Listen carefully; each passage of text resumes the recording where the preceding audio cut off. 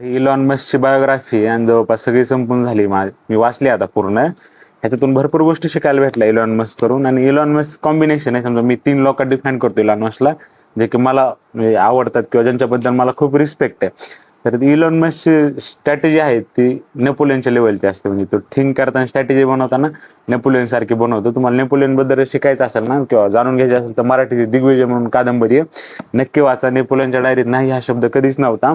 आणि खूप भारी स्ट्रॅटेजिस्ट म्हणजे रणनीती कशी बनवायची एखाद्या गोष्टी नेपोलियन कडून शिकू शकता. तर इलॉन मस्क मध्ये ते आहे, स्ट्रॅटेजी बनवतो नेपोलियन सारखा आहे. दुसरं तुम्ही जर त्याचं टेक्निकल ब्रिलियन्स बघितलं तर रिचर्ड फेमन सारखं आहे. तुम्हाला माहित असेल ग्रेट फिजिसिस्ट होते रिचर्ड फेमन, आणि त्यांचे लेक्चर खूप फेमस आहे फिजिक्सवरचे आणि फंडामेंटल समजून सांगतात तुम्हाला युनिव्हर्सचे. कसं युनिव्हर्स फिजिक्सच्या लॉवर कसं चालतं, जगात काही जर खरं असेल तर फिजिक्सच्या लॉच येतं. बाकी गोष्टी तर माणसानं बनवलेल्या तर त्या चुकीच्या असू शकतात. फिजिक्सचा लॉ कधी चुकत नाही. तर तिसरी गोष्ट आहे त्याच्यात मोटिवेशन किंवा इंटेन्सिटी कुणाची असेल तर डेव्हिड गोगिन्स सारखे.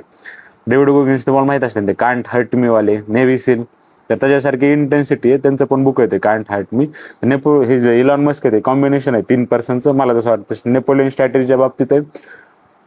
तुमचं जर इंटेलेक्च्युअल जर ब्रिलियन्स बघायचं असेल तर रिचर्ड फेमन सारखं आहे. आणि तिसरं सगळ्यात महत्वाचं, तुम्हाला जर त्याची इंटेन्सिटी किंवा मोटिवेशन बघायचं असेल ना, हार्डवर्क करण्याची ताकद, तर डेव्हिड गोगिन्सच्या लेवलची. तर अशा प्रकारचं आहे. तुम्ही हे बुक करून वाचू शकता ॲशली व्हॅनचं Elon Musk. First level thinking कशी करू शकतो माणूस, समजा प्रॉब्लेमचा रूट कसं जाऊन कसा सॉल्व्ह करायचं, तरी तुम्ही इलॉन मस्कून शिकू शकता.